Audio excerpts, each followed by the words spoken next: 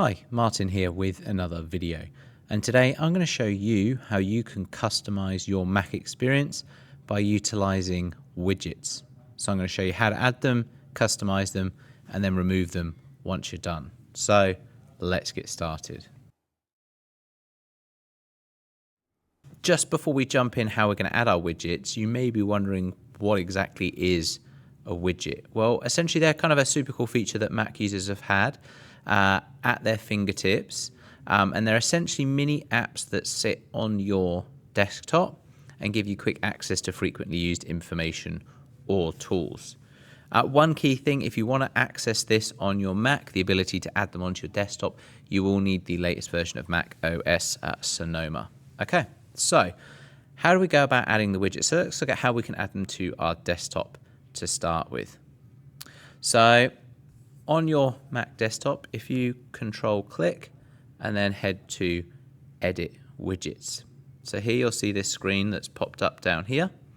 So this is where we can search through all the different widgets that we have available to us. And this is what they call the widget gallery. So here you can see some suggestions of things that they're looking for. And then you've got all these options down here on the essentially left-hand side, all related to apps that you may have installed. Okay. So if I go here and what I'm going to do is I'm going to take the clock and I want to add that. So I'm going to just click and drag. So I've now got my desktop. And then when I find the spot that I want to put it in, I simply let go. And now I've got that clock widget added onto my desktop. I can do the same with the calendar. I could go ahead and put that over here. And you'll notice when you start putting them close to each other, okay, you can kind of get that box and it will show you. So it'll try and arrange them in a fairly neat manner for you. Okay, so again, click, drag, and then let go once you've found the spot that you want your widget to be in.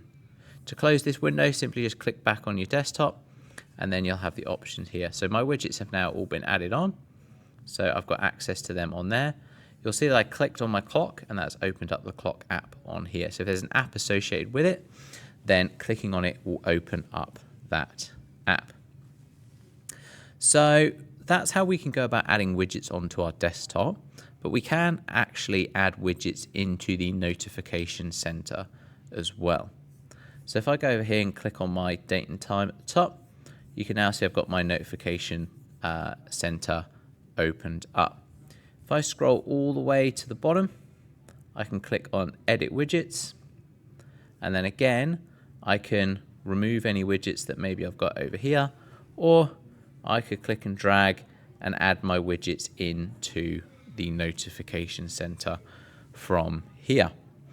Now, the benefit of this, so it just depends on whether you want your widgets on the desktop so you can see them really easily, or whether you want to keep your desktop maybe a little bit cleaner without them on there, and then you can add them into the notification center. So if I click done on here, so I can see the benefit of having them in the notification center, like I said, is I can hide them when I want, but they're still there, easy to access when I need them. So it's really a personal preference. There may be some that you want to have permanently on your desktop. There may be some that you're more happy to have hidden in the notification center, so you can get rid of them when you want to. So we do have a few other options with the widgets that we have selected. So if I control click on a widget, it will give me some options. So I can remove my widget from here, or I can edit my widget as well. Okay, so that will bring up here, and then I can take off and add what I might need to do. So again, each widget you can control click, and dependent on the widget depends on the options that you'll have available to you. So like I said, when we do the clock, we've just got remove or edit. Here with the battery, we can actually then change the widget. So I could change that to a large one, and then I could have a list of all of my different Apple devices, and it could tell me the percentage charge that they're on. Okay, so once you've decided on the widgets that you want, I would go and explore, like I said, by control click on the widget and see what options are available to you, because it allows you to dive in a bit deeper and edit the widgets so they're exactly how you would like them. So once you've finished having a look and customizing those widgets, you may get to a point that you want to remove the widgets as well. So on here, what we can do if we want to remove a widget, so there's a couple different ways that you can do it, but if we just right or control click and then edit widgets, you'll see straight away our widgets now have this minus sign on here. So I can simply click minus, and then that's got rid of my widget. And then similarly, when we were checking the options, if I control click, I can hit remove widget on there as well. So that would be the same over here in the notification center. So we're going to click on edit widget, and then I can hit minus to get rid of my widget from there. So any widgets that you want to get rid of, it's either edit widgets, use the minus sign, or control click and then remove widget from there. So we now know what a widget is, we know how to add them to the desktop, we know how to add them to the notification center, we know how to edit them further with the options that it has, and we know how to remove them. So what we can do is, lastly, is there's just a couple more options for widgets that we can access by going to system settings. So if we click on Apple and then system settings, and then from here, what we want to do is we're going to go to desktop and dock here.